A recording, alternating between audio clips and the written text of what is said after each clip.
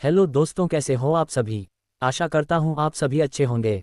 आज मैं आपको राम सीता के जन्म के बारे में पूरी जानकारी देने वाला हूँ। इस वीडियो को एंड तक देखें, तभी आपको वीडियो देखने में आनंद आएगा। अगर आप हमारे चैनल पर नए हैं तो वीडियो को लाइक और चैनल को सब्सक्राइब जरूर से कर दे। तो चलिए वीडियो शुरू करते हैं। राम सीता जन्म कथा। प्राचीन काल की बात है। सरयू नदी के किनारे कोशला नामक राज्य था। कोशला राज्य की राजधानी अयोध्या थी, जिसके राजा का नाम दशरथ था। राजा दशरथ के 3 पत्नियां थीं, जिनके नाम थे कौशल्या, कैकेयी और सुमित्रा।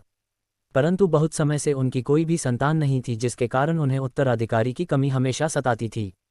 इसके विषय में उन्होंने ऋषि वशिष्ठ से बात की और पुत्र कामेष्टि यज्ञ करवाया।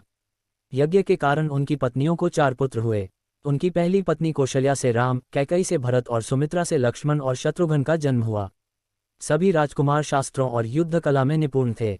जब राम 16 वर्ष के हुए तब ऋषि विश्वामित्र राजा दशरथ के पास गए और यज्ञ में विघ्न डालने वाले राक्षसों का अंत करने में राम और लक्ष्मण की मदद मांगी। राम और लक्ष्मण ने इस कार्य को आदर से मान और कई राक्षसों का अंत किया, जिसके फलस्वरूप उन्हें ऋषि विश्वामित्र ने कई दिव्य अस्त्र प्रदान किए। एक दूसरे प्रदेश मिथिला के राजा जनक भी निसंतान थे।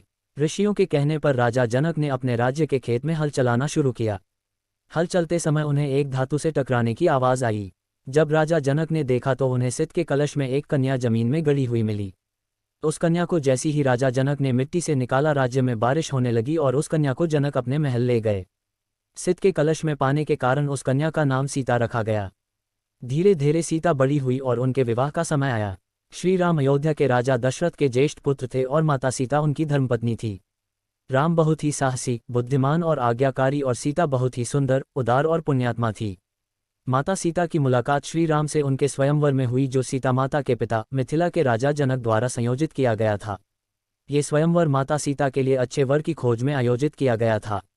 राजा जनक ने सीता का स्वयंवर रखा, जिसमें उन्होंने शिव जी के धनुष को उठाकर उसमें रस्सी चाहने वाले व्यक्ति से सीता का विवाह कराने की शर्त रखी। उस आयोजन में कई राज्यों के राजकुमारों और राजाओं को आमंत्रित किया गया था।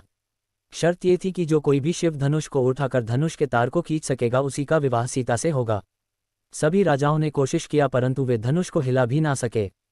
जब श्री राम की बारी आई तो श्री राम ने एक ही हाथ से धनुष उठा लिया और जैसे ही उसके तार को खींचने की कोशिश की, वह धनुष 2 टुकड़ों में टूट गया। इस प्रकार श्री राम और सीता का विवाह हुआ। इस प्रकार श्री राम का विवाह सीता से, लक्ष्मण का विवाह उर्मिला से, भरत का विवाह मांडवी से और शत्रुघ्न का विवाह श्रुतकीर्ति से हो गया।